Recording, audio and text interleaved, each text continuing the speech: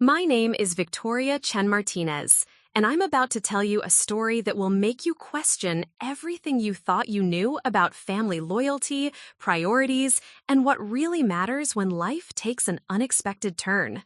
What happened to me 3 months ago changed not just my life, but exposed the true nature of the people I thought I could count on most. This isn't just about a medical emergency or a family celebration gone wrong. It's about the moment I realized that sometimes the people who are supposed to love you unconditionally will choose Instagram-worthy moments over life and death situations. By the end of this story, you'll understand why I'm sitting here today, 26 years old, holding my beautiful daughter Emma, completely estranged from half my family, and somehow more at peace than I've been in years. But to understand how we got here, I need to take you back to the beginning, to the world I lived in before everything changed. Before we jump back in, tell us where you're tuning in from, and if this story touches you, make sure you're subscribed, because tomorrow I've saved something extra special for you. 3 months ago, my life looked picture perfect from the outside. I was living in suburban Phoenix, Arizona, in a charming 2-story house on Maple Ridge Drive that my husband Jake and I had saved for 3 years to buy. The white picket fence wasn't just metaphorical, we actually had one, complete with climbing roses that I'd planted the first spring we moved in. Jake worked as a software engineer for a tech startup downtown, and I was a pediatric nurse at Phoenix Children's Hospital, a job I dreamed of since I was 15 and volunteered at the local children's ward. But the most defining aspect of my world wasn't my career or my marriage. It was my relationship with my father, Robert Martinez. Dad had been my hero for as long as I could remember. After my mother died in a car accident when I was 12, he became everything to me. He worked double shifts at the construction company to keep us afloat, never missed a single soccer game or school play, and somehow managed to make our tiny apartment feel like home. When I graduated nursing school, he was in the front row, crying harder than I was. When I met Jake during my clinical rotations and brought him home for the first time, Dad grilled him for 2 hours on the back patio, then pulled me aside and said, "That boy loves you the way you deserve to be loved." For 14 years, it was just Dad and me against the world. We had our own language of inside jokes, our Sunday tradition of pancakes and crossword puzzles, and an unshakable bond that I thought nothing could break. He walked me down the aisle at my wedding 2 years ago, and I still remember his speech at the reception. Victoria isn't just my daughter, she's my best friend, my greatest achievement, and the strongest person I know. Jake, you're not just gaining a wife, you're joining a team. Everything changed when Dad met Linda Hartwell 18 months ago. Linda was a divorced real estate agent with perfectly highlighted blonde hair, a laugh that carried across restaurants, and a 16-year-old daughter named Cassidy who seemed to view the world through the lens of social media followers and brand sponsorships. Linda wasn't a bad person. She was actually quite sweet in her own way, but she brought a different energy into our small, tight-knit world. Suddenly, Dad's Sunday morning pancake tradition became family brunch at trendy cafes where Linda could take photos for her Instagram real estate business. Our quiet Christmas Eve dinners became elaborate parties with Linda's extended family and friends. I tried to adapt, I really did. I wanted Dad to be happy, and seeing him smile the way he did around Linda reminded me of glimpses of the man he'd been before Mom died. But there was an adjustment period that, frankly, I struggled with. For over a decade, I'd been the center of Dad's universe, and suddenly I was sharing that space, not just with Linda, but with her very demanding teenage daughter. Cassidy was the kind of 16-year-old who documented every moment of her life online. She had a TikTok account with 50,000 followers where she posted aesthetic morning routines and outfit of the day content. Her Instagram was a carefully curated collection of ring light selfies and sponsored posts for teeth whitening kits and hair vitamins. She wasn't mean exactly, but she had a way of making every gathering about her latest social media drama or her next big post idea. Dad, who had never been on social media beyond a basic Facebook account he checked maybe twice a year, suddenly became fascinated by Cassidy's digital world. He'd ask her to explain TikTok trends over dinner and would pose for photos with her that she'd post with captions like, "Stepdad goals." It was sweet, in a way, watching him try to connect with her, but it also felt like I was watching my father become someone I didn't entirely recognize. The shift became more pronounced when Linda and Dad got engaged last Christmas. The proposal itself was a production. Linda had somehow convinced Dad to hire a photographer to hide behind the Christmas tree to capture the candid moment, and Cassidy live-streamed the whole thing on Instagram stories. When Dad called to tell me about the engagement, he was more excited about the number of likes the proposal video was getting than about actually marrying Linda. But I pushed down my discomfort because I could see that Dad was genuinely happy. Linda made him laugh in a way I hadn't heard since before Mom died. She encouraged him to try new restaurants, take weekend trips, and even bought him his first smartphone so he could stay connected with the family. She was good for him, in many ways, and I was mature enough to recognize that. The wedding was planned for September, a small ceremony in Linda's backyard with close family and friends. I was asked to be the maid of honor, which felt both natural and slightly strange. Standing beside Dad as he married someone who wasn't my mother felt like officially closing a chapter of our lives, but I was determined to be supportive. As my own pregnancy progressed, I was due in early August, just a month before the wedding, the family dynamics became even more complex. Linda threw me a beautiful baby shower in May, inviting all her real estate colleagues and book club friends, most of whom I'd never met. Cassidy helped plan a gender-neutral theme because Jake and I had decided to wait to find out the baby's sex until birth. She made a whole Instagram post about progressive parenting choices that got shared hundreds of times. Dad was over the moon about becoming a grandfather. He bought a crib that he assembled in our spare room, started reading parenting books, and called every few days to check how I was feeling. But there was something different about his excitement compared to how he'd been during my engagement and wedding planning. Back then, every conversation was about Jake and me, our plans, our dreams, our future. Now, conversations often drifted to Linda's wedding planning stress or Cassidy's latest social media milestone. I noticed it most during family dinners. Before Linda and Cassidy, Dad and I could talk for hours about everything and nothing: work stories, current events, memories about Mom, plans for the future. Now, conversations were frequently interrupted by Cassidy's need to document the meal for her foodie content or Linda's detailed updates about wedding vendor drama. Dad seemed genuinely engaged with these topics in a way that sometimes left me feeling like I was watching our relationship from the outside. The most telling moment came in June, when I was about 7 months pregnant. I'd had a particularly difficult day at work. We'd lost a young patient, something that never gets easier in pediatric nursing. And I called Dad on my drive home, crying and needing someone to talk to. He listened and comforted me the way he always had, but 15 minutes into the conversation, I could hear Cassidy in the background asking him to help her film a TikTok video that needed to be posted before 8 p.m. to maximize engagement. "Victoria, honey, can I call you back in just a few minutes? Cassidy has this school project she needs help with." I said, of course, understanding that Cassidy lived with him now and needed attention too, but he didn't call back that night. When I texted him the next morning, he apologized and explained that the project had turned into helping Linda reorganize their walk-in closet for a home organization post on her real estate Instagram, and by the time they finished, he figured I was already asleep. It was a small thing, but it stuck with me. For 14 years, I'd never had to compete for Dad's attention.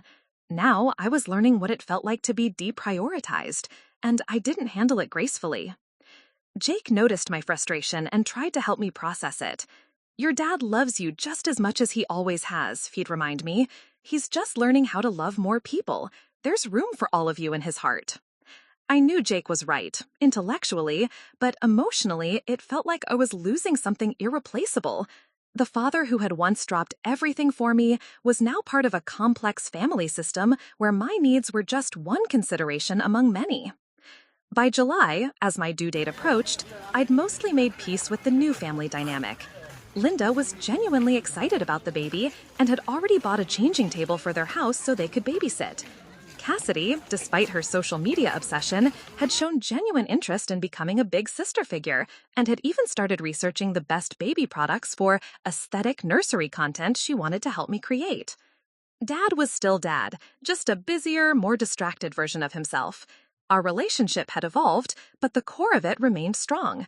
He called every morning during his commute to check on me, still remembered every doctor's appointment date, and had already requested time off from work to be at the hospital when the baby arrived. I thought I understood what our new normal looked like. I believed I'd successfully navigated the transition from being Dad's only family to being part of his expanded family. I assumed that when it really mattered, when life and death situations arose, the people I loved would know instinctively where their priorities should lie. I was about to learn just how wrong I was. Preparing and narrating this story took us a lot of time, so if you are enjoying it, subscribe to our channel. It means a lot to us. Now back to the story. July 28th started like any other Tuesday. I was 38 weeks pregnant, officially on maternity leave as of the day before, and looking forward to a few peaceful weeks of final preparations before the baby arrived. Jake had left for work around 7:30, kissing my forehead and reminding me to call if I needed anything. The summer heat in Phoenix was already brutal by 9 a.m., so I planned to spend the day inside, organizing the nursery and catching up on some reading.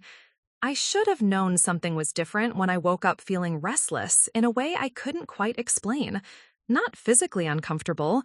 I'd grown used to the constant backache and the inability to find a comfortable sleeping position. This was different, a sort of electrical energy running under my skin, like the feeling you get before a thunderstorm when the air pressure changes. Around 10:30, I was folding tiny onesies and arranging them in the dresser drawers when my phone rang. Dad's name appeared on the screen, which wasn't unusual. He'd been calling every morning to check on me since I'd started maternity leave. "How's my favorite daughter feeling this morning?" he asked, using the same greeting he'd used since I was 13, and started rolling my eyes at his dad jokes. "Your only daughter is feeling like a whale who swallowed a basketball," I replied, settling into the glider chair Jake had assembled in the corner of the nursery. "But a happy whale. How are things at the job site?" "Oh, you know, same old chaos. We're behind schedule on the Morrison project, and the new guy they hired doesn't know a Phillips head from a flathead." He paused, and I could hear machinery in the background. "Listen, sweetheart, I wanted to talk to you about something." The tone in his voice shifted slightly, and I felt that familiar tightening in my chest that had become my body's automatic response to conversations that started with, "I wanted to talk to you about something," over the past 18 months. Usually, it meant Linda had planned another family activity, or Cassidy needed help with some social media project. "What's up?" I tried to keep my voice light. "Well, you know how Cassidy's been talking about doing one of those gender reveal videos for her TikTok? She's been planning this whole elaborate thing for weeks. She ordered these special balloons that change color when they pop, and she's coordinated with some of her friends who have big followings to share it on their accounts." I shifted in the chair, suddenly uncomfortable. "Dad, you know Jake and I decided to wait until the birth to find out the gender, right? We talked about this." I know, and that's beautiful, Victoria, really. But here's the thing." He paused again, and I heard him say something to someone in the background before continuing. "Linda took Cassidy to one of those boutique ultrasound places last week, just for fun, you know, and they found out that Linda's pregnant." The words hit me like a physical blow. What? I know it's a surprise. Hell, it was a surprise to us too. Linda's 42, and after Cassidy, the doctors told her it probably wouldn't happen again naturally. But here we are. His voice carried a mixture of excitement and bewilderment. "She's about 12 weeks along." I sat in stunned silence, processing this information. Linda was pregnant. Dad was going to have another baby. I was going to have a sibling, or rather a half-sibling, who would be 17 years younger than me. "Victoria, you still there?" "Yeah, Wow, that's incredible, Dad. How are you feeling about it?" "Honestly, terrified and thrilled in equal measure. I'm 56 years old, sweetheart. I never imagined I'd be changing diapers again at this age." He laughed, but it sounded slightly forced. "But Linda's over the moon, and Cassidy is absolutely beside herself with excitement. She's already planning all these sibling content ideas for her social media." Of course she was. I closed my eyes and tried to push down the wave of complicated emotions washing over me. This should be happy news. Dad deserved happiness, and if Linda's pregnancy brought him joy, I should be celebrating with them. But all I could think about was how this would change everything, again. So anyway, Dad continued, Cassidy's been planning this gender reveal thing for weeks now, and with Linda being pregnant too, she thought it would be perfect timing to make it a double gender reveal. You know, find out about both babies at the same time, make it this big family moment. The uncomfortable feeling in my chest intensified. Dad, I already told you. I know what you told me, and I respect that choice completely. But Cassidy was wondering if maybe you'd consider making an exception, just this once. She's put so much work into planning this, and it would mean the world to her to include you in it. She really looks up to you, Victoria, more than you probably realize.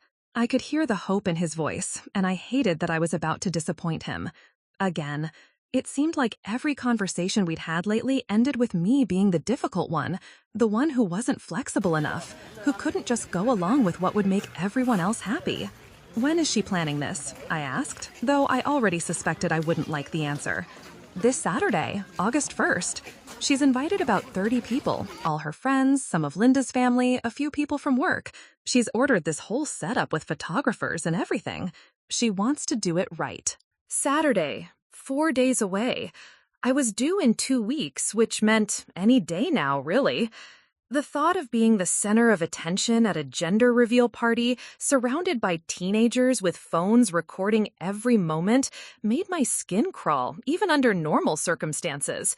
At 38 weeks pregnant, it sounded like torture. Dad, I don't think that's a good idea. I'm so close to my due date, and I really just want to keep things quiet and low-key right now. Oh, come on, sweetheart. You're not due for 2 weeks. First babies are always late anyway. Everyone knows that. And it would just be for an hour or two. Cassidy's planned this whole thing in the backyard, so you could even sit down the whole time if you needed to.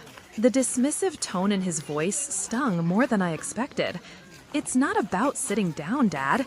It's about the fact that Jake and I made a decision together about how we want to handle this, and we're not comfortable changing that decision to accommodate someone else's social media content. The words came out sharper than I'd intended, and I immediately regretted the tone.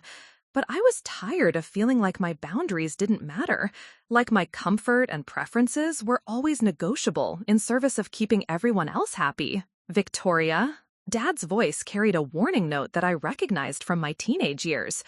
Cassidy is family now. Linda is family. And this baby, he paused, this baby is going to be your brother or sister. I need you to start acting like that matters to you. The accusation hit like a slap. That's not fair, isn't it? Every time Linda tries to include you in something, you find a reason to say no. Every time Cassidy reaches out, you're too busy or too tired or it's not convenient. I've been patient because I know this adjustment has been hard for you, but at some point, you need to meet us halfway. I felt tears burning behind my eyes.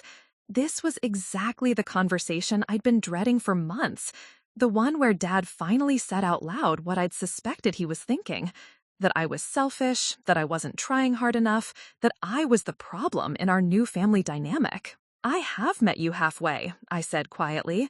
I've attended every family dinner, every birthday party, every celebration.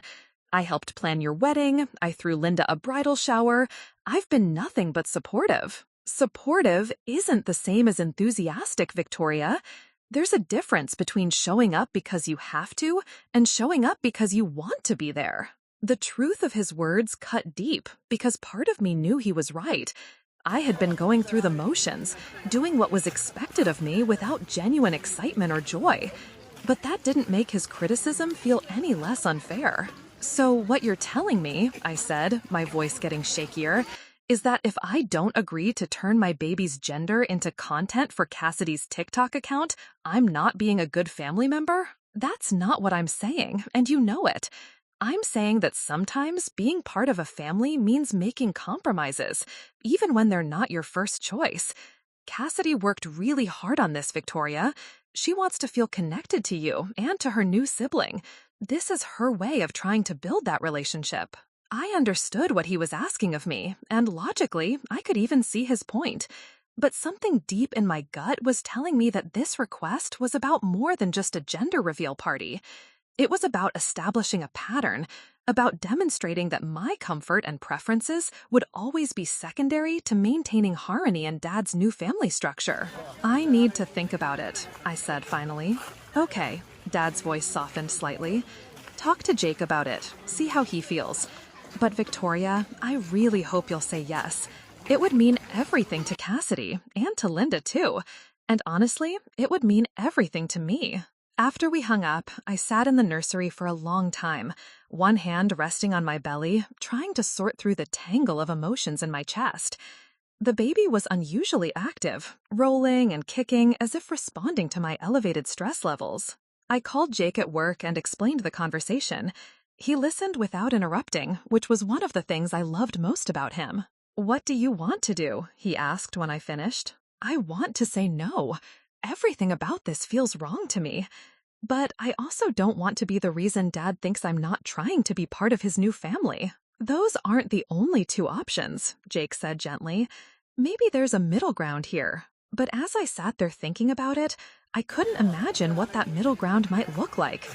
Either I agree to let Cassidy turn our baby's gender into social media content, or I stood my ground and confirmed Dad's belief that I wasn't willing to compromise for the sake of family harmony. I need to think about it, I said finally. Okay, Dad's voice softened slightly. Talk to Jake about it, see how he feels. But Victoria, I really hope you'll say yes. It would mean everything to Cassidy, and to Linda too. And honestly, it would mean everything to me. After we hung up, I sat in the nursery for a long time, one hand resting on my belly, trying to sort through the tangle of emotions in my chest. The baby was unusually active, rolling and kicking, as if responding to my elevated stress levels. I called Jake at work and explained the conversation. He listened without interrupting, which was one of the things I loved most about him. "What do you want to do?" he asked when I finished. I want to say no. Everything about this feels wrong to me. But I also don't want to be the reason Dad thinks I'm not trying to be part of his new family. Those aren't the only two options, Jake said gently. Maybe there's a middle ground here. But as I sat there thinking about it, I couldn't imagine what that middle ground might look like. Either I agree to let Cassidy turn our baby's gender into social media content, or I stood my ground and confirmed Dad's belief that I wasn't willing to compromise for the sake of family harmony. What I didn't know then was that within 48 hours, the question of whether or not to attend Cassidy's gender reveal party would become completely irrelevant.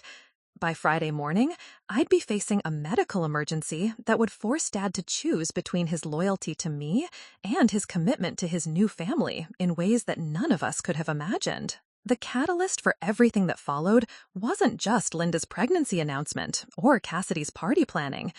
It was the moment I realized that in Dad's mind, being a good daughter now meant something completely different than it had for the previous 14 years. And I wasn't sure I knew how to be the daughter he seemed to need me to become. The next 48 hours passed in a strange blur of overthinking and physical discomfort. Wednesday and Thursday dragged by while I wrestled with Dad's request, alternating between moments of resolve where I was certain I'd stand my ground and moments of doubt where I wondered if I was being unnecessarily stubborn. Jake tried to help me work through it rationally. Wednesday evening, we sat on our back patio despite the oppressive July heat, and he played devil's advocate while I vented my frustrations. "Let's break this down," he said, refilling my water glass for the third time in an hour. "What exactly bothers you most about saying yes?" "It's not just one thing," I said, shifting uncomfortably in the outdoor chair. Even sitting had become an exercise in finding the least uncomfortable position. "It's the principle of it. We made a decision together about how we want to handle our baby's birth, and now I'm being asked to change that decision because a 16-year-old wants content for social media." "But is that really what this is about?" Jake asked gently. "Or is this about something bigger?" I considered his question seriously. Jake had a way of cutting through emotional noise to get to the heart of issues, which was probably why he was so good at debugging code and why he'd become my most trusted sounding board over the past 3 years. Maybe, I admitted. I think what really bothers me is that Dad didn't ask me. He told me. There was no, would you consider this, or what are your thoughts? It was, here's what Cassidy wants, and here's why you should give it to her. Like my comfort and preferences are just obstacles to be overcome. And that feels familiar? Exactly. The word came out more forcefully than I'd intended. Every family decision for the past 18 months has followed the same pattern. Linda wants something, or Cassidy wants something, and I'm expected to adjust accordingly. When do I get to want something? That night, I barely slept. The baby seemed to be hosting a dance party in my uterus, and every time I finally drifted off, I'd wake up with another argument or counter-argument running through my head. By Thursday morning, I was exhausted and no closer to a decision. I decided to call my best friend Sarah, who'd been my voice of reason through countless crises since nursing school. Sarah lived in Portland now with her husband and 2 kids, but we still talked at least twice a week. Okay, let me make sure I understand this correctly, Sarah said after I explained the situation. Your dad's new wife is pregnant, which is already a lot to process emotionally. His teenage stepdaughter wants to throw a party where she finds out your baby's gender for social media content. Your dad is pressuring you to agree to this, even though you've already told him you want to keep the gender private until birth. And he's questioning your commitment to being part of the family if you don't comply. That's a very succinct way to put it, but yes. Victoria, honey, that's manipulative as hell. The bluntness of her assessment caught me off guard. I'd been so caught up in trying to see everyone's perspective and find a fair compromise that I hadn't labeled Dad's behavior so directly. I don't think he means to be manipulative. Intent doesn't negate impact, Sarah interrupted. Look, I get that blended families are complicated. I really do. But healthy family dynamics don't involve guilting someone into violating their boundaries by questioning their loyalty. After we hung up, I felt both validated and more confused than ever. Sarah's perspective made sense, but it also felt like a betrayal of Dad to think of his behavior in such harsh terms. He'd been my hero for so long that it was difficult to acknowledge he might be handling this situation poorly. Thursday afternoon brought an unexpected visitor. I was napping on the couch when the doorbell rang around 2 o'clock. Through the peephole, I saw Cassidy standing on my front porch, looking uncharacteristically nervous. "Hi," she said when I opened the door. "I hope it's okay that I stopped by. I was at the mall with friends and your house was sort of on the way home." It wasn't, actually. We lived at least 15 minutes out of the way from the mall to Dad and Linda's house, but I invited her in and offered her something to drink. "So," she said, perching on the edge of our living room chair like she might need to make a quick escape, "I know Dad talked to you about the party thing." "He did, and I know you're not super excited about it." She twisted her hands in her lap, a gesture that reminded me suddenly of how young she really was. "I wanted to come talk to you myself, because I think maybe Dad didn't explain it right." I settled back onto the couch, curious to hear her perspective. In all the time Dad had been with Linda, Cassidy and I had never had a one-on-one conversation about anything more substantial than the weather. "I'm listening," I said. "The thing is," she began, then stopped and started over. "Okay, so I know you probably think this is just about getting likes and followers and stuff. And yeah, that's part of it, because that's literally my job now. I make enough money from sponsorships and brand partnerships to pay for my car insurance and save for college, so it's not just vanity, you know?" I nodded, genuinely interested in hearing more. I hadn't realized she was making actual money from her social media presence. "But that's not the main reason I want to do this," she continued. "The thing is, I've never had a sibling before. My dad left when I was 3, and it's been just me and Mom forever. And now, suddenly, I'm getting 2 siblings at the same time, and I have no idea how to be a big sister." The vulnerability in her voice caught me off guard. I'd been thinking of Cassidy as a self-absorbed teenager, interested only in social media fame. But sitting here listening to her, I could see the genuine anxiety beneath the surface.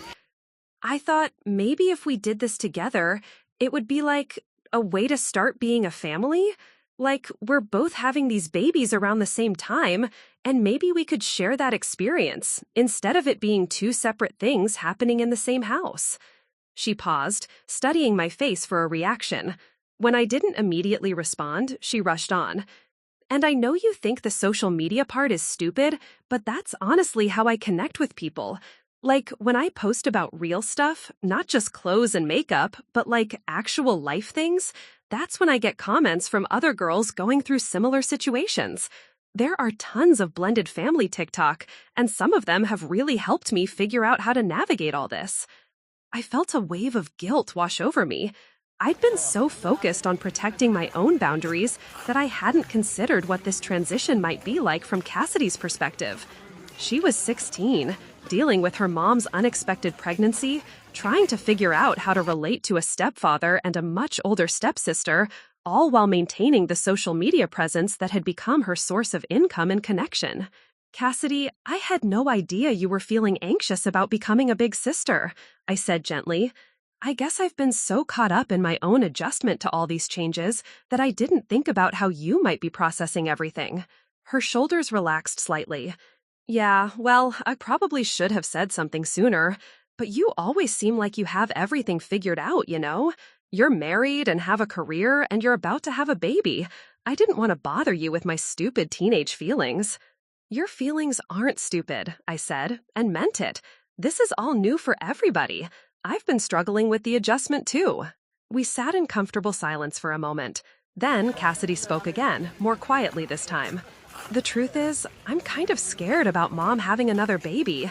She was so young when she had me, and she's always said I was her best friend, you know? Like, we've been a team forever. And now there's going to be this new baby who needs so much attention, and Bob, your dad, he's already so excited about it. Sometimes I wonder if there's going to be room for me in this new family they're building. The honesty of her admission hit me like a physical blow. Here, I'd been worrying about being displaced in Dad's affections, and Cassidy was having the exact same fear about Linda's attention. We were both struggling with the same fundamental question. Where do I fit in this new family configuration? Cassidy, I said carefully, have you talked to your mom about feeling this way? She shook her head. She's been so happy about the pregnancy and so stressed about the wedding planning. I don't want to be the one who brings negativity into it, you know? I recognized that impulse intimately. How many times over the past 18 months had I swallowed my own concerns to avoid disrupting Dad's happiness? Maybe we're both overthinking this, I said. Maybe there's enough love to go around for everyone, and we don't have to compete for it. Maybe, she agreed, but she didn't sound convinced. After Cassidy left, I found myself seeing the gender reveal party request in a completely different light. It wasn't just about social media content or Dad's pressure to conform to his new family's expectations. It was about a scared teenager trying to create connection and find her place in a rapidly changing family structure. But even with this new understanding, I still felt deeply uncomfortable with the idea of letting someone else reveal my baby's gender for the entertainment of 30 people I barely knew. The violation of that boundary felt too significant to overlook, regardless of the motivation behind the request. That evening, Jake and I had another long conversation about the situation. I think I understand what Cassidy is going through, I told him, and I genuinely want to help her feel more connected to our family. But I still don't think this party is the right way to do that. So what would be the right way? Jake asked. It was a fair question, and one I didn't have a ready answer for. If I said no to the party, what alternative was I offering? How else could I help Cassidy feel like we were building a relationship? I don't know yet, I admitted, but I think step one is having an honest conversation with Dad about how we're all feeling instead of just arguing about the party logistics. I decided to call Dad the next morning and try to have the deeper conversation that should have happened from the beginning. I wanted to tell him about my conversation with Cassidy, acknowledge her feelings and my own, and see if we could find a way forward that honored everyone's needs. I had no way of knowing that by the time I woke up Friday morning, our family crisis would have evolved far beyond gender reveal parties. By Friday afternoon, I'd be facing a medical emergency that would test every relationship in ways none of us were prepared for. But Thursday night, lying in bed with Jake's hand resting protectively on my belly, I felt hopeful for the first time in days. I was beginning to understand that the real issue wasn't the party.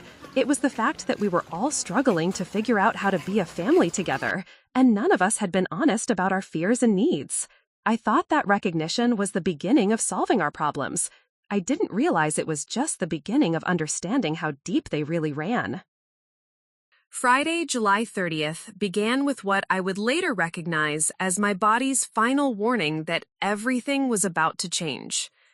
I woke up at 5:47 a.m. with a sensation I'd never experienced before. Not pain exactly, but an intense tightening across my entire abdomen that lasted for nearly a minute and left me breathless. Jake was already awake, getting ready for an early meeting with potential investors for his startup. He noticed me lying perfectly still, one hand pressed to my belly, and immediately sat down on the edge of the bed. "What's wrong?" he asked, his voice carrying that particular note of controlled concern that had become familiar over the past few weeks as we'd both grown hyper-aware of every new sensation my body produced. "I'm not sure," I said honestly. "That felt different than the Braxton Hicks contractions I've been having. Stronger, more purposeful. Should we call Dr. Rodriguez?" I considered it, then shook my head. "Let's wait and see if it happens again. It could have just been the baby shifting position or something." But even as I said it, I knew this felt different than anything I'd experienced during the pregnancy. There was an urgency to it, a sense that my body was preparing for something whether I was ready or not. Jake showered and got dressed while I stayed in bed, monitoring my body for any additional signs. Nothing else happened, but I couldn't shake the feeling that something significant had shifted overnight. The baby's movements felt different too, less of the rolling motions I'd grown accustomed to, and more sharp, jabbing kicks against my ribs and cervix. "Call me immediately if anything else happens," Jake said as he kissed me goodbye. "I don't care if I'm in the middle of presenting to investors. Promise me." "I promise," I said, though part of me wondered if I'd even recognize the signs if labor actually began. Despite all the pregnancy books and birthing classes, the transition from pregnancy to active labor still felt like a mysterious process that happened to other people. After Jake left, I made myself breakfast and settled into the living room with my phone, finally ready to call Dad and have the honest conversation I'd been planning. I wanted to tell him about my talk with Cassidy, acknowledge everyone's feelings, and see if we could find a solution that didn't require me to compromise my boundaries around the baby's gender reveal. I dialed his number at 8:15 a.m., knowing he'd be on his commute to the job site. "Morning, sweetheart," he answered on the second ring. "You're up early." "I wanted to catch you before your day got crazy," I said. "I've been thinking a lot about our conversation on Tuesday and about the party situation." "Oh, good," he said, and I could hear the relief in his voice. "I was hoping you'd come around on that. Cassidy's been working so hard on all the planning." "Dad, wait," I interrupted gently. "I need to tell you about a conversation I had with Cassidy yesterday. She came by the house." I spent the next 10 minutes explaining Cassidy's visit, her vulnerability about becoming a big sister, and her fears about fitting into the new family dynamic. Dad listened, which surprised me. "I had no idea she was feeling that way," he said when I finished.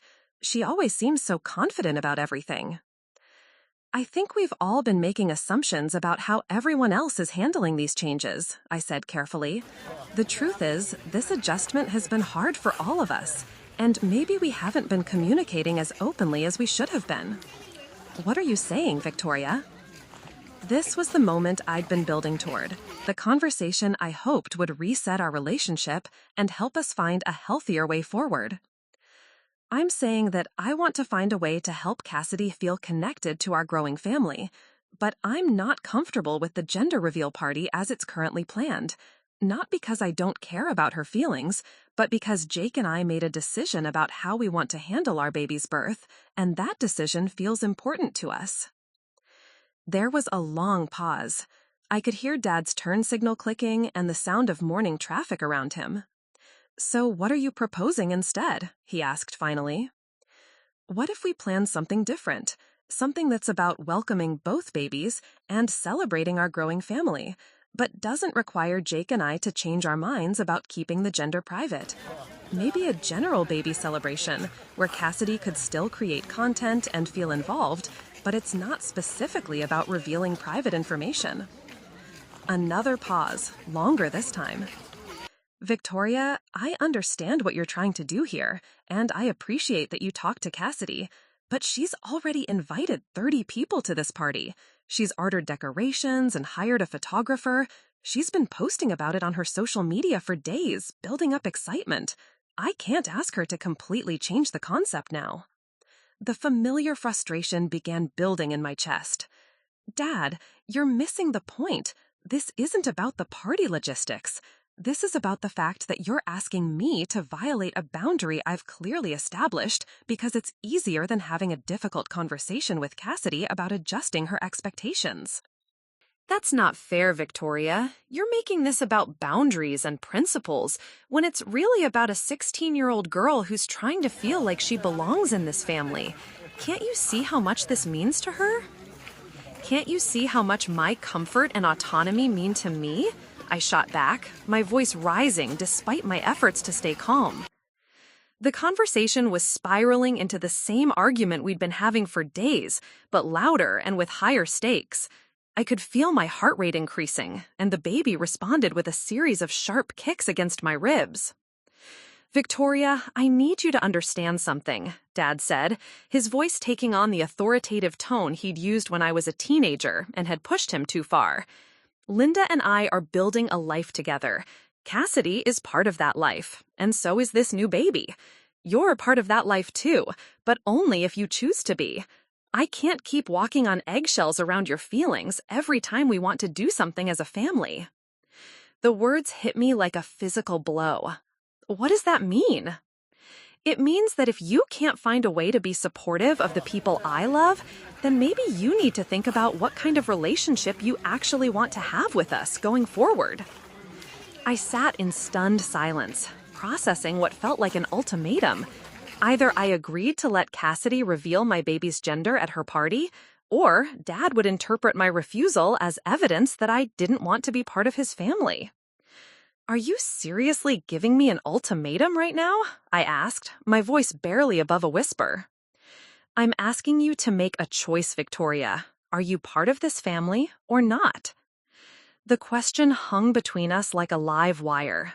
I could feel tears burning behind my eyes, but underneath the hurt was something else, a crystalline moment of clarity about what was actually happening in this conversation. Dad wasn't asking me to compromise for the sake of family harmony. He was asking me to demonstrate my loyalty by sacrificing my autonomy. The choice he was presenting wasn't between being supportive and being selfish. It was between being compliant and being myself. You know what, Dad? I said, surprised by how steady my voice sounded. I think I finally understand what you're asking me to choose between. And you're right, I do need to make a choice. Good, he said, relief evident in his voice. So you'll do the party? No, I said firmly. I choose to be part of a family where my boundaries are respected, where my comfort matters, and where love isn't conditional on compliance. If that's not the family you're offering, then we have a bigger problem than a gender reveal party. The silence that followed was deafening. I could hear Dad's breathing, could almost feel his shock through the phone. Victoria, I'm not finished, I said, finding strength I didn't know I possessed. I love you, Dad. I love you more than you'll probably ever understand. But I won't sacrifice my values or my peace of mind to prove that love to you. If Cassidy needs to reveal my baby's gender to feel connected to our family, then she's going to be disappointed. But I'm happy to find other ways to build that relationship, ways that don't require me to give up pieces of myself. Victoria, you're being incredibly selfish right now. Maybe I am, I interrupted. Maybe after 14 years of putting everyone else's needs first, it's time for me to be a little selfish. Maybe that's what becoming a mother means, learning to protect what matters most, even when it disappoints people you love. I hung up before Dad could respond, my hands shaking as I set the phone down on the coffee table. I'd never spoken to him that way before. never drawn such a clear line in the sand. But as I sat there in the aftermath of the conversation, I felt something I hadn't experienced in months: peace. The decision was made. I would not be attending Cassidy's gender reveal party. I would not be allowing anyone else to reveal my baby's gender for social media content. I would find other ways to build relationships with my new family members, but I would do it on terms that honored my own values and boundaries. For the first time since Dad had started dating Linda, I felt like I was being true to myself, rather than trying to be the daughter I thought he wanted me to be. What I didn't know was that within 6 hours, the question of whether or not to attend the party would become completely irrelevant. By 2:30 that afternoon, I'd be in an ambulance racing to the hospital, facing a medical emergency that would force Dad to choose between supporting me and honoring his commitment to Cassidy's party in ways that would change our relationship forever. But in that moment, sitting in my living room with sunlight streaming through the windows and my baby moving restlessly inside me, I felt proud of myself for finally finding the courage to say no. I'd chosen authenticity over approval, boundaries over compliance. I'd committed to being the kind of mother who would teach her child that love doesn't require self-sacrifice, that healthy relationships honor everyone's needs, and that sometimes the most loving thing you can do is refuse to accept treatment that diminishes your worth. It was the most important decision I'd ever made, and it was about to be tested in ways I never could have imagined. The first real contraction hit at 11:43 a.m. while I was standing in the kitchen making myself a sandwich. One moment I was reaching for the peanut butter, and the next moment I was gripping the counter with both hands, unable to breathe through a wave of pressure that felt like my entire torso was being squeezed in a vice. This wasn't like the tightening I'd experienced that morning. This was unmistakably labor, urgent, intense, and impossible to ignore. When it finally subsided after what felt like an eternity but was probably only 45 seconds, I stood perfectly still for several minutes, waiting to see if it would happen again. 12 minutes later, it did. I called Jake immediately, my hands trembling as I dialed his number. "Hey babe, how's—" "Jake, I think I'm in labor," I interrupted, trying to keep my voice calm. "I just had 2 contractions 12 minutes apart, and they're nothing like the Braxton Hicks I've been having. These are real." "I'm leaving right now," he said without hesitation. "Are you okay? Should you call Dr. Rodriguez?" "I'm okay for now, but yes, I should probably call her. How long will it take you to get home?"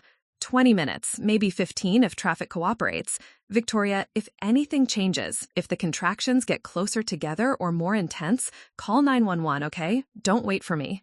After we hung up, I called Dr. Rodriguez's office and spoke to the nurse practitioner, Monica, who'd been monitoring my pregnancy for the past few months. "Contractions 12 minutes apart isn't urgent yet," Monica explained in her reassuring, matter-of-fact tone. "With first babies, early labor can last for hours or even days.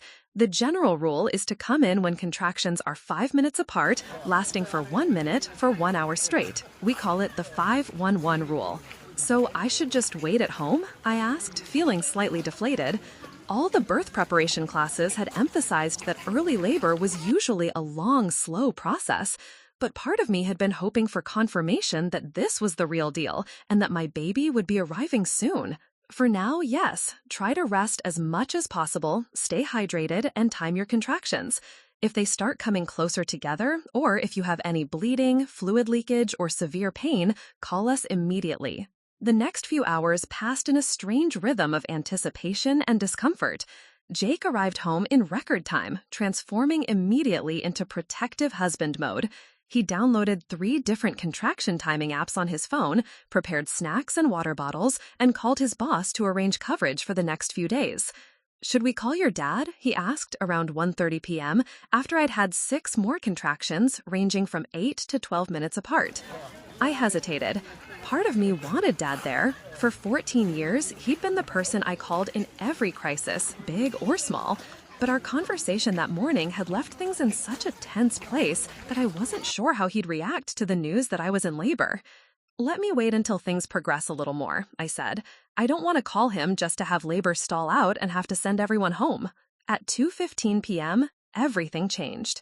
I was sitting on our exercise ball in the living room, rocking gently through a contraction, when I felt a sudden pop followed by a gush of warm fluid.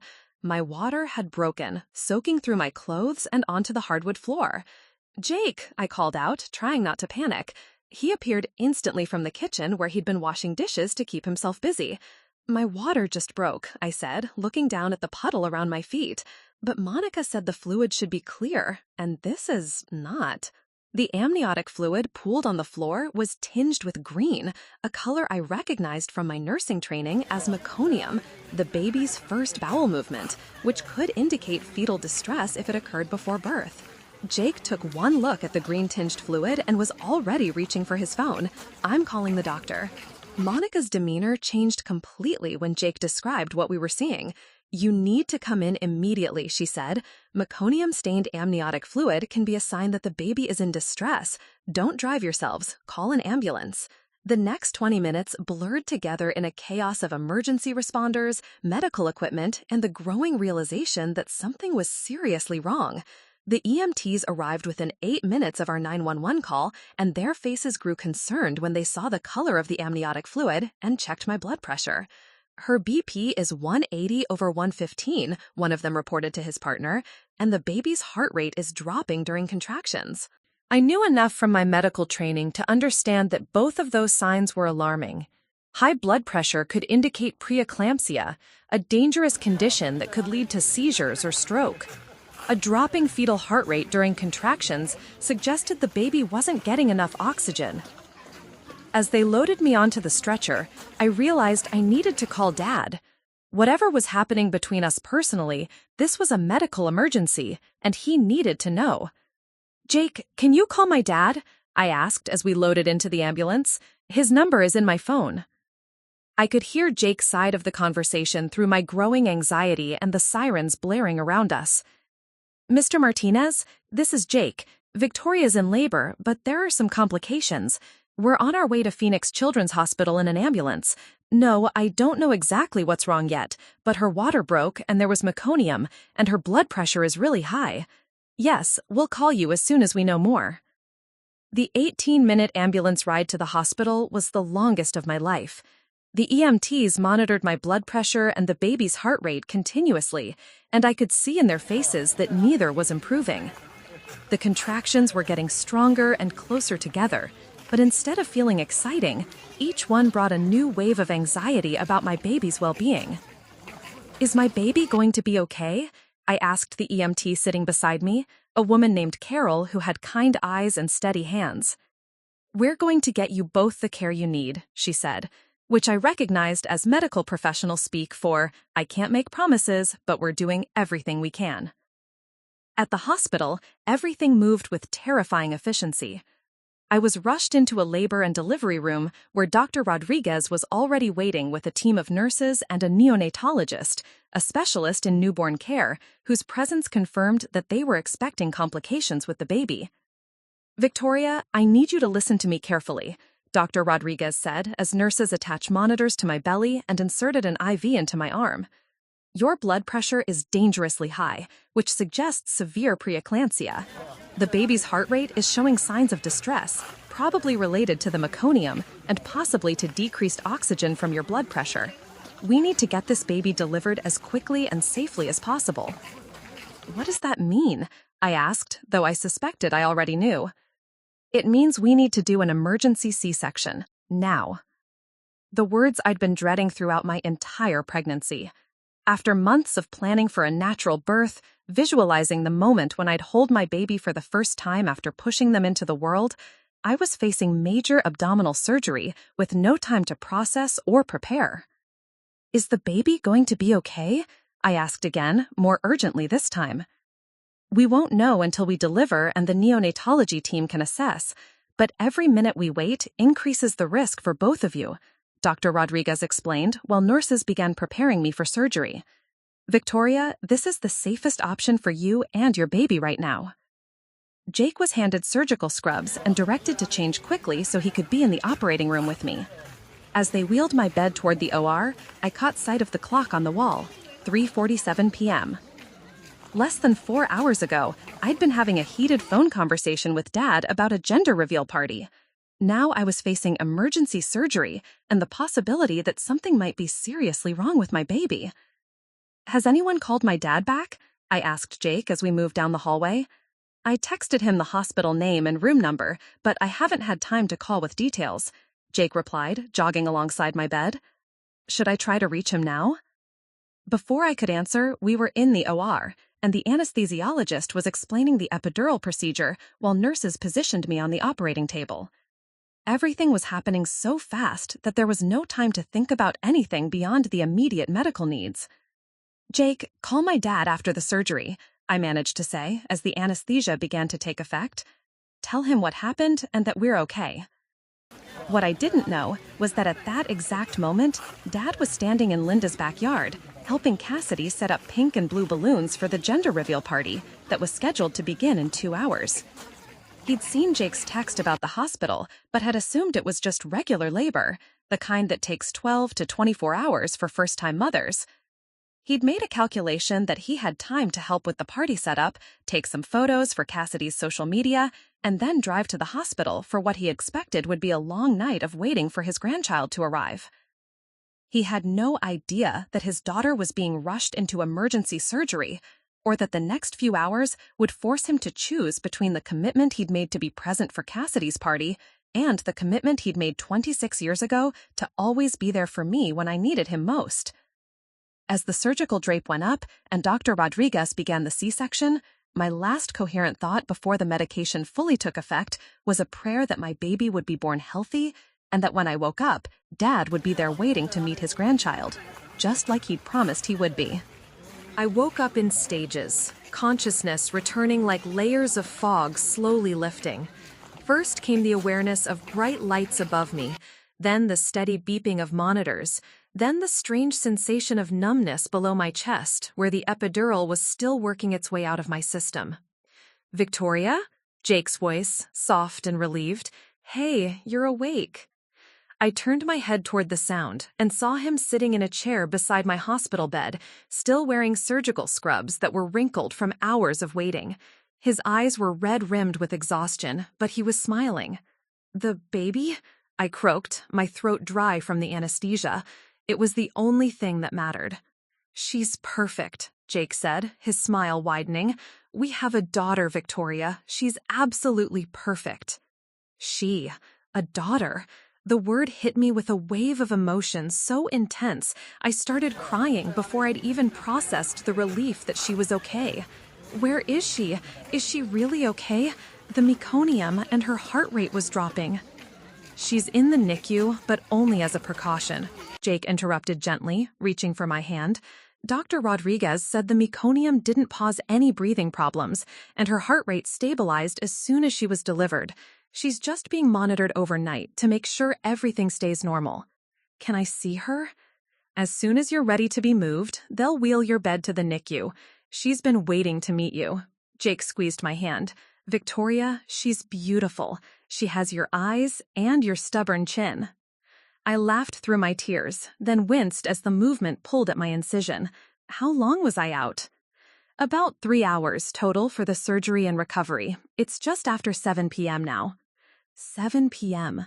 The gender reveal party would be in full swing right now, I realized. Cassidy would be popping her color-changing balloons, posing for photos with pink or blue powder, posting videos to her social media accounts. "Has my dad been here?" I asked, though something in Jake's expression already told me the answer. Jake's smile faltered slightly. "I've called him 4 times since we got out of surgery. The first time, around 4:30, it went straight to voicemail. The second time, about an hour ago, he answered but said he was in the middle of something important and would call me back." "What did you tell him?" "I told him you'd had an emergency C-section, that you and the baby were both stable, and that we have a healthy daughter." Jake paused, his jaw tightening. He said, "That's great. Tell Victoria I love her and I'll be there as soon as I can." That was 2 hours ago. I stared at the ceiling, processing this information. 2 hours ago would have been 5 p.m., exactly when Cassidy's party was scheduled to begin. Dad had answered Jake's call, heard that his daughter had just undergone emergency surgery and delivered his granddaughter, and then gone back to a teenager's social media event? Maybe there's traffic or he's having car trouble, I said weakly, though even I didn't believe it. Victoria, Jake said carefully, when I called the second time, I could hear music and people talking in the background, and someone, I think it was Cassidy, was laughing really loudly about something. The truth settled over me like a heavy blanket. Dad wasn't coming late because of traffic or car trouble. He was at the party. While I was in surgery, fighting for my health and our baby's safety, he was helping his stepdaughter reveal the gender of her future sibling to 30 strangers with camera phones. I need to see our daughter, I said, partly because I desperately wanted to meet her, and partly because I needed something beautiful and pure to focus on instead of the devastating realization of where my father's priorities actually lay. The NICU was a maze of incubators, monitors, and soft lighting designed to mimic the womb environment. A nurse named Patricia led Jake and me to isolette number 7, where a tiny, perfect human being was sleeping peacefully under a warming lamp. "Meet Emma Claire," Jake said softly. We'd chosen the name months ago, Emma after my mother, Claire after Jake's grandmother. She was impossibly small, maybe 5.5 pounds, with a shock of dark hair and delicate features that looked like a perfect blend of Jake and me. Her fingers were pearled into tiny fists, and she was making the soft snuffling sounds that all newborns make in their sleep. "Can I hold her?" "Absolutely. Let me get you positioned in the rocking chair." The moment Emma was placed in my arms, everything else in the world ceased to exist. The disappointment about Dad, the physical pain from surgery, the exhaustion from the day's trauma, all of it faded into background noise. This tiny person, this miracle, was finally here and safe and perfect. "Hi, baby girl," I whispered, and Emma's eyes fluttered open. They were the deep blue that all newborns have, but something in her gaze seemed to focus on my face with startling intensity. "I'm your mama. I've been waiting so long to meet you." Jake pulled up a chair beside us, and for the next hour, we existed in a bubble of pure joy. Emma nursed for the first time, her tiny mouth finding its purpose with surprising skill. We counted her fingers and toes, marveled at her perfect miniature fingernails, and took dozens of photos that would never capture how perfect this moment actually felt. "She's going to be spoiled rotten," Jake said, gently stroking Emma's cheek with his finger. "Between us and your dad and Linda, this kid is going to have more grandparents than she knows what to do with." I smiled and nodded, but internally, I wondered if that would actually be true. After today, I wasn't sure what role Dad would play in Emma's life, or what role any of us would play in his. Around 8:30 p.m., my phone buzzed with a text message. Jake reached for it since my hands were occupied with Emma. "It's from your dad," he said, reading the screen. It says, "Just saw Jake's messages. Congratulations. Can't wait to meet my granddaughter. Party running late, but will be there first thing tomorrow morning. Love you." I stared at Jake in disbelief. "Party running late?" That's what it says. "Jake, our daughter was born 4 hours ago. I had emergency surgery. And he's texting to say he can't come to the hospital because a teenager's party is running late?"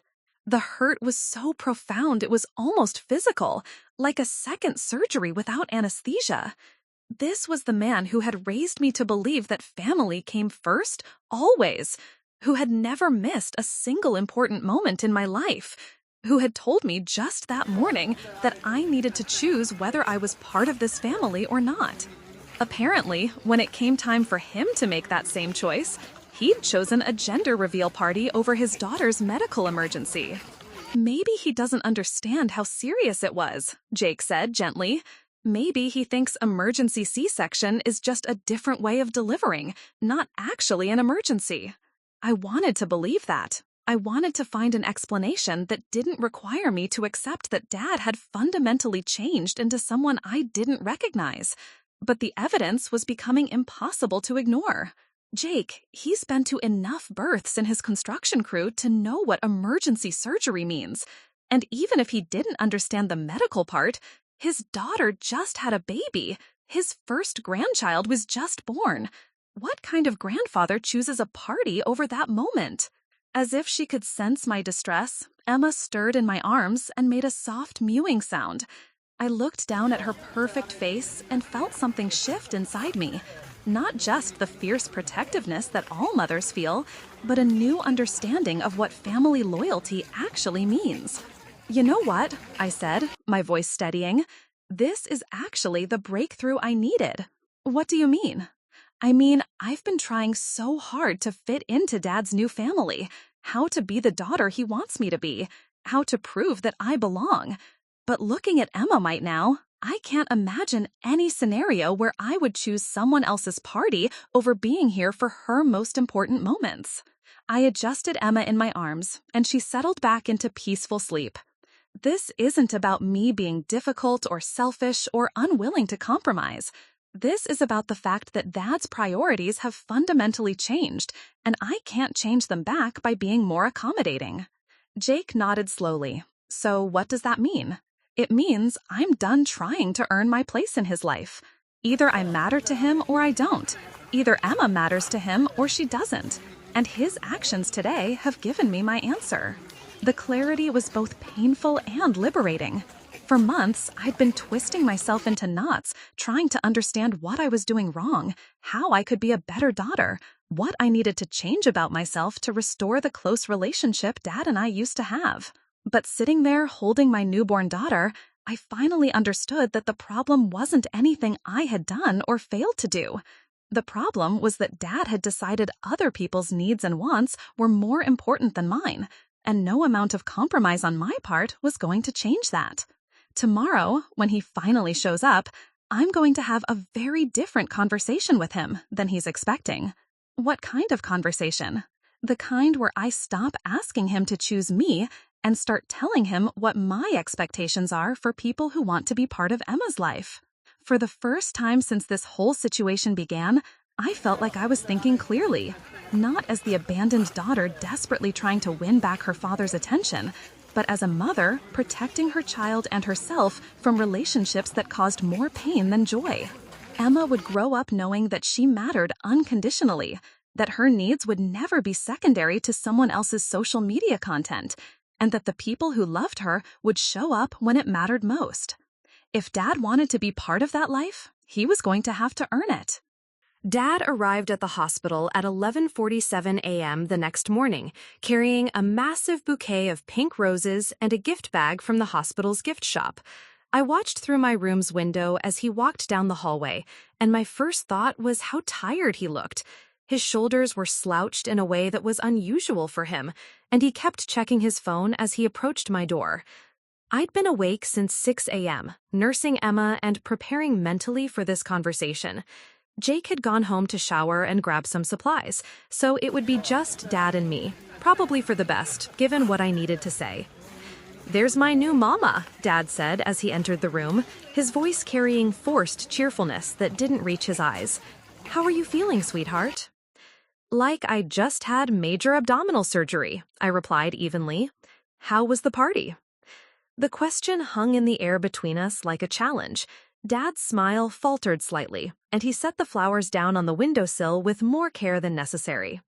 "Victoria, I know you're upset that I wasn't here yesterday.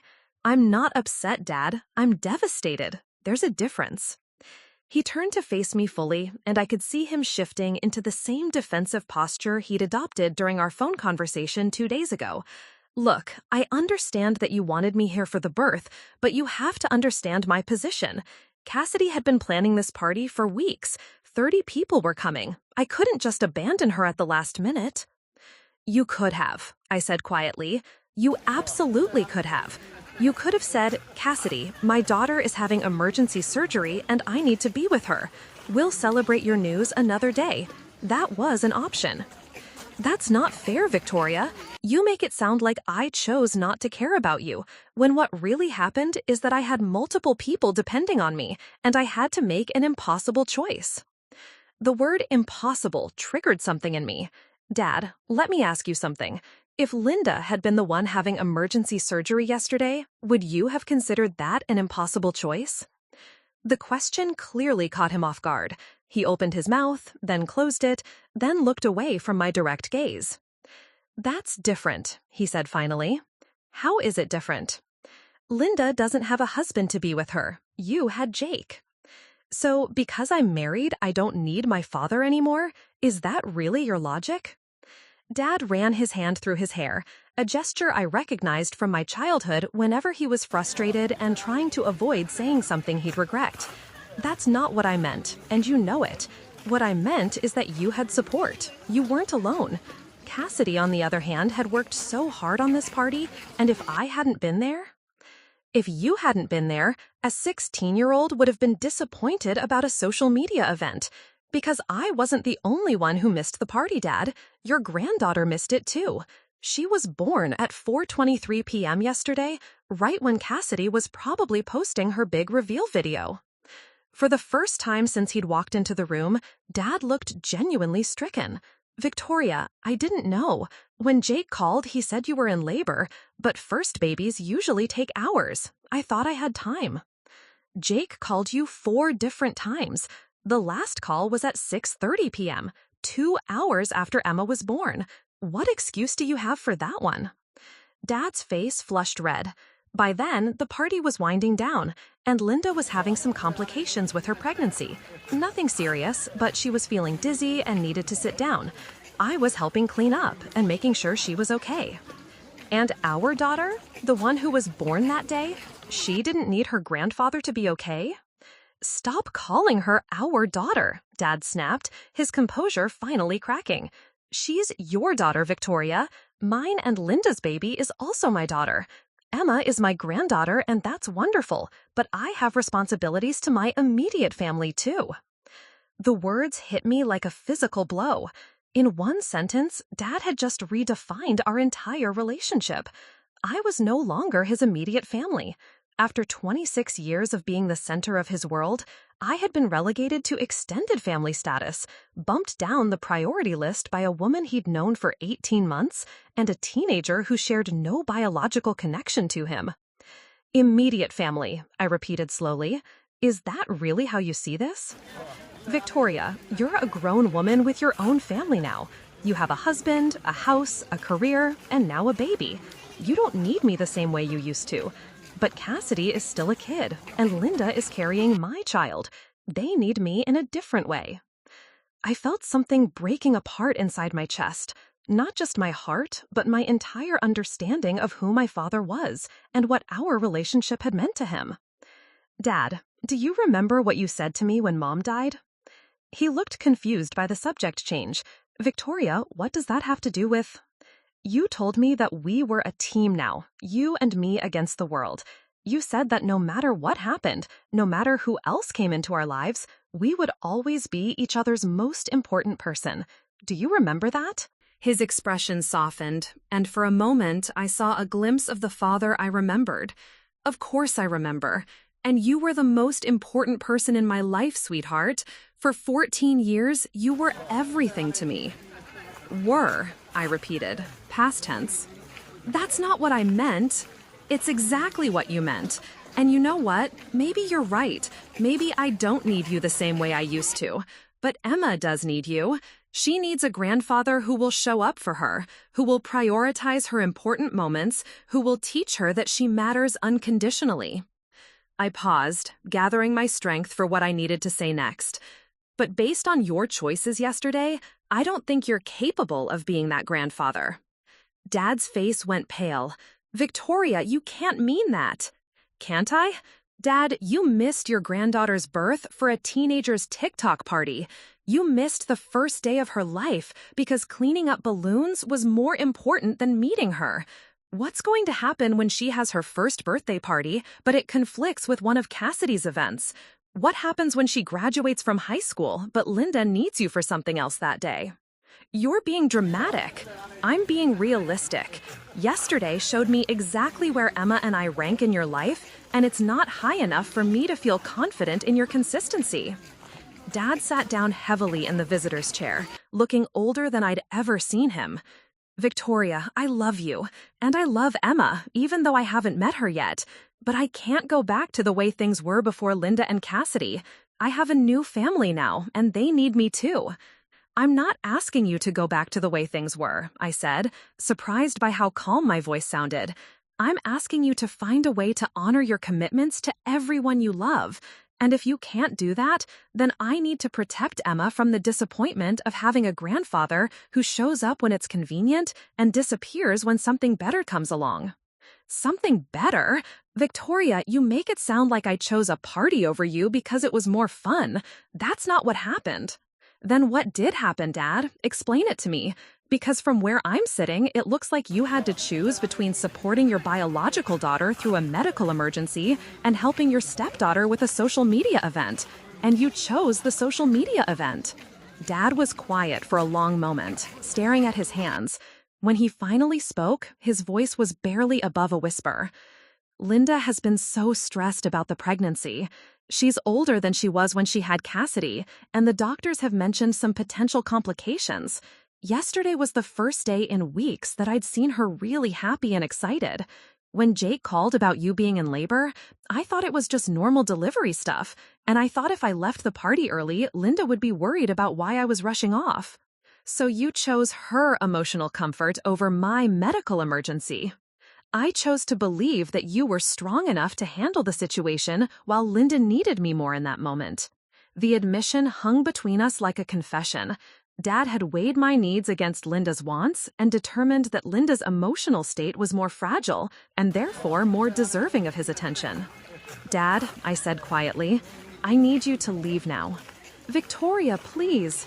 I need you to leave, and I need you to think very carefully about what kind of grandfather you want to be, because right now, the grandfather you're offering isn't someone I want in Emma's life.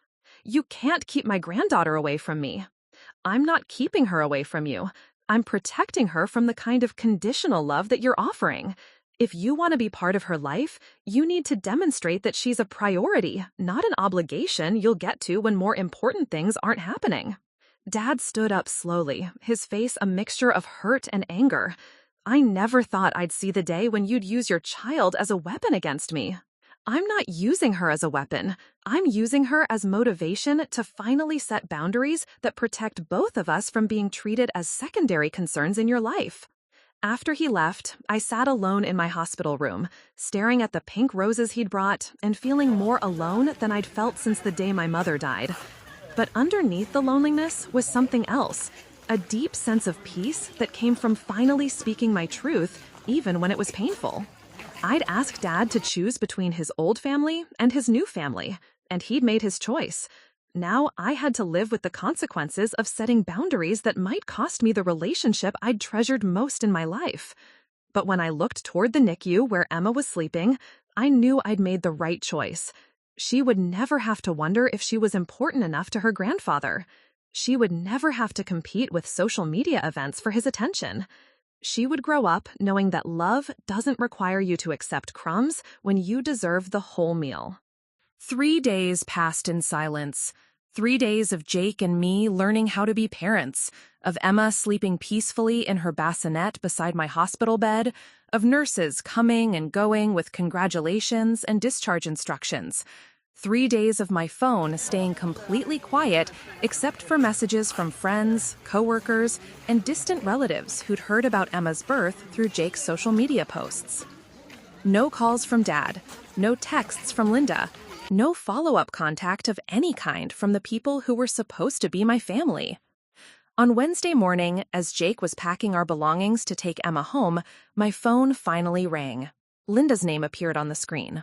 "Hi, Linda," I answered, unsure what to expect.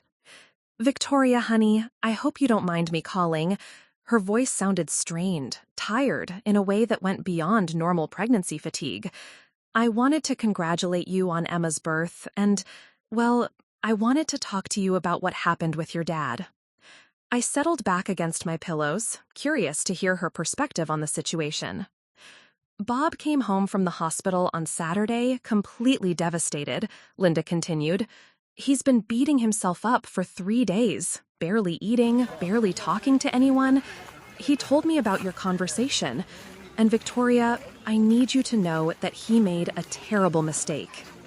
The admission caught me off guard. I'd expected Linda to defend Dad's choices, to make excuses for why the party had been important. I appreciate you saying that, I said carefully. More than that, I need you to know that I was the one who convinced him to stay at the party. Linda's voice broke slightly.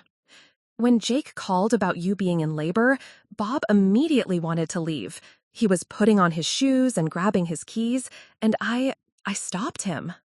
I sat up straighter, completely focused now on what Linda was telling me.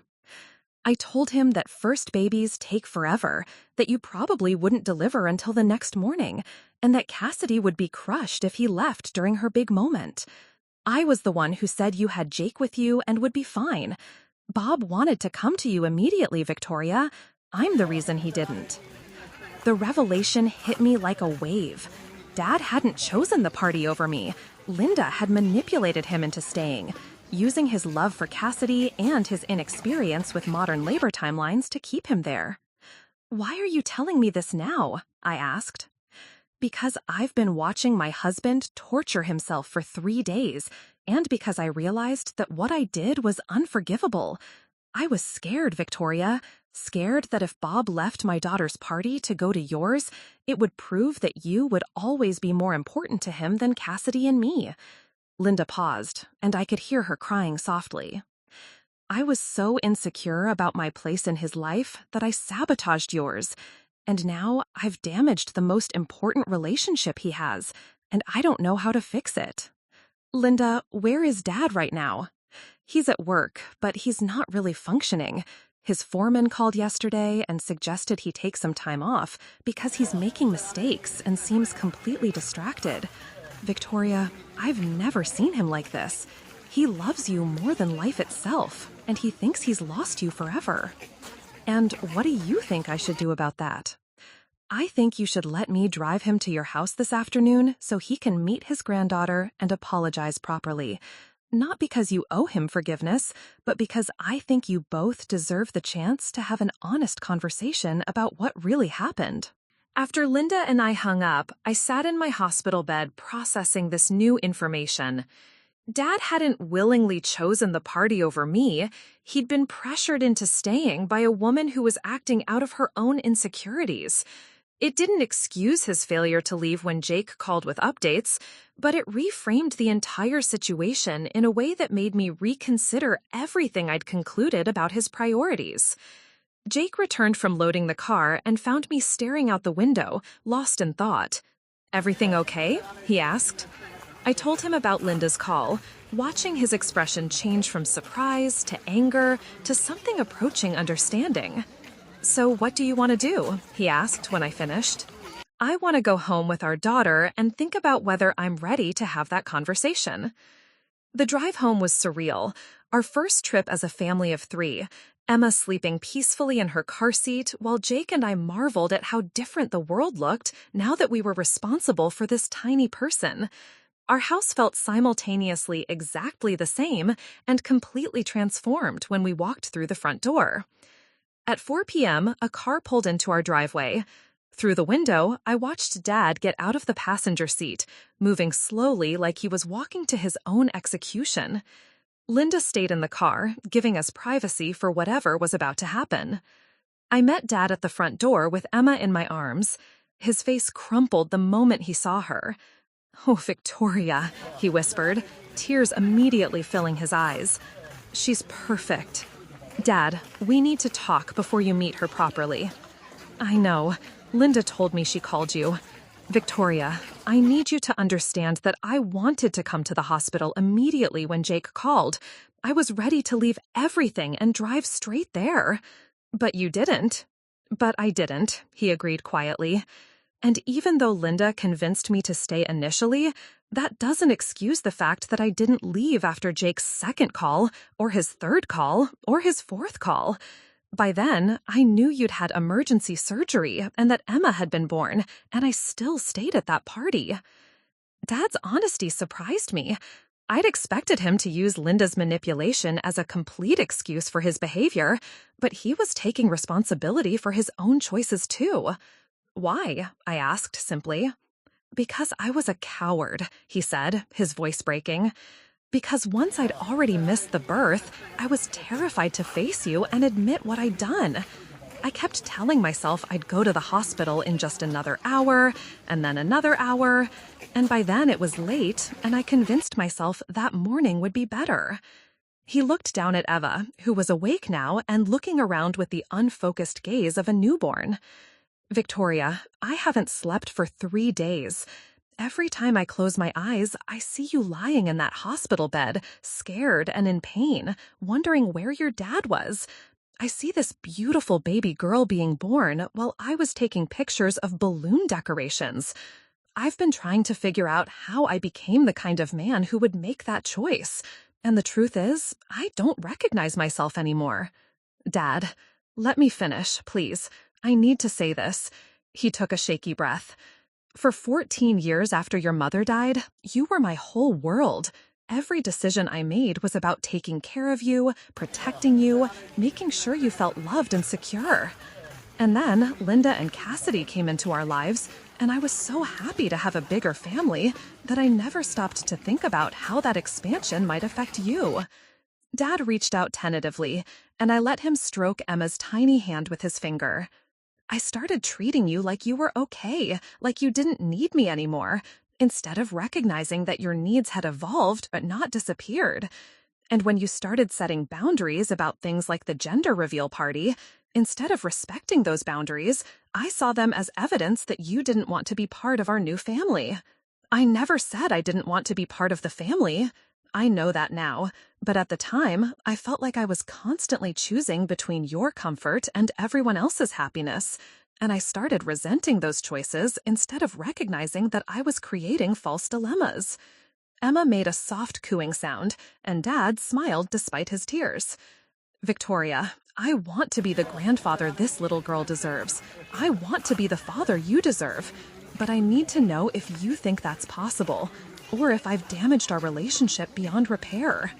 I looked at my father, really looked at him, for the first time in months. I saw the exhaustion, the genuine remorse, the love that had never actually disappeared, even when his priorities had gotten confused. I saw the man who had raised me to be strong and independent, who had taught me to stand up for myself, who had given me the tools I'd used to set the boundaries that had caused this crisis in the first place. Dad, I think it's possible, I said slowly, but it's going to require some changes in how we relate to each other. Whatever you need. I need you to understand that Emma and I are not obligations you fit into your schedule when convenient. We're family, and family shows up. Family prioritizes each other. Family doesn't make excuses about why other people's needs came first. Understood. I need you to respect my boundaries, even when they're inconvenient for other people, especially when they're inconvenient for other people. Understood.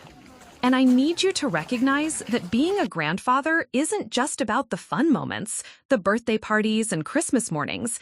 It's about being consistently present, reliable, and putting Emma's needs above social media content or anyone else's entertainment. Victoria, I promise you, nothing like this will ever happen again. I studied his face, looking for signs of defensiveness or resentment at my conditions. Instead, I saw relief, as if my willingness to set clear expectations had given him a roadmap for earning his way back into our lives. Would you like to hold your granddaughter? I asked. Dad's face lit up with pure joy, more than anything in the world. As I placed Emma in his arms, I watched him transform into the grandfather I'd always imagined he would be. Gentle, protective, completely enchanted by this tiny person who carried his genes and his hope for the future. Hi, Emma Claire, he whispered. I'm your grandpa, and I love you more than you'll ever know. I'm going to do everything in my power to be the kind of grandfather you can count on, always. Over the next few hours, we talked about practical changes. Dad committed to individual time with Emma and me, separate from family gatherings with Linda and Cassidy. We established that major life events, birthdays, holidays, medical appointments, school activities would take priority over social obligations. Most importantly, we agreed that communication needed to be direct and honest, even when it was uncomfortable. Linda joined us for dinner, bringing takeout from our favorite Thai restaurant and a heartfelt apology for her role in the crisis. She also brought something unexpected, a proposal that she and Dad attend family therapy to work through their blended family dynamics and develop healthier communication patterns. "I never want my insecurities to hurt your family again," she told me as we cleaned up the dishes. "Bob loves you and Emma unconditionally, and part of my job as his wife is to support those relationships, not undermine them." 3 months later, as I sit here writing this story, Emma is sleeping in her swing while Dad assembles a bookshelf for her nursery. He comes over every Tuesday evening for what we call Grandpa and Emma time, and he hasn't missed a single week. When she had her 2-month pediatrician appointment, he took the afternoon off work to come with us. When she smiled for the first time, he was there to see it because he'd stopped by for his regular visit. Our relationship isn't the same as it was before Linda and Cassidy entered our lives, but in some ways, it's better. It's more honest, more intentional, and based on clear expectations rather than assumptions about what family loyalty looks like. Cassidy and I have developed our own relationship, separate from the gender reveal drama. She comes over occasionally to help with Emma and has become genuinely helpful and sweet with her baby sister. Linda's pregnancy is progressing well, and I'm excited to meet Emma's future aunt or uncle. But most importantly, Emma is growing up surrounded by people who show up for her consistently, who prioritize her needs, and who understand that love is demonstrated through actions, not just words. Dad was right about one thing. I didn't need him the same way I used to. But Emma needed him to be better than he'd been, and ultimately, that need motivated him to become the grandfather and father we both deserved. Sometimes, the most loving thing you can do is refuse to accept love that comes with conditions. Sometimes, setting boundaries isn't about pushing people away. It's about giving them the opportunity to love you better. And sometimes, when people are truly committed to change, they rise to meet your expectations in ways that transform not just your relationship with them, but your understanding of what family can be when everyone is willing to do the work of showing up authentically and consistently. Emma will never have to wonder if she's important enough. She'll never have to compete for attention with social media events. She'll grow up knowing that the people who love her will move mountains to be present for her important moments. That's the gift that came from the hardest conversation I've ever had to have with my father. That's the legacy of learning to value myself enough to demand the love I deserved. That's what it means to finally understand that you can't force people to prioritize you, but you can decide what kind of treatment you're willing to accept. And when you make that decision with courage and clarity, sometimes the people who truly love you will choose to rise to the occasion rather than lose you forever. Emma will never have to wonder if she's important enough. She'll never have to compete for attention with social media events. She'll grow up knowing that the people who love her will move mountains to be present for her important moments. That's the gift that came from the hardest conversation I've ever had to have with my father. That's the legacy of learning to value myself enough to demand the love I deserved. That's what it means to finally understand that you can't force people to prioritize you, but you can decide what kind of treatment you're willing to accept. And when you make that decision with courage and clarity, sometimes the people who truly love you will choose to rise to the occasion rather than lose you forever. Up next, you've got 2 more standout stories right on your screen. If this one hits the mark, you won't want to pass these up. Just click and check them out. And don't forget to like, subscribe, and turn on the notification bell so you don't miss any upload from us.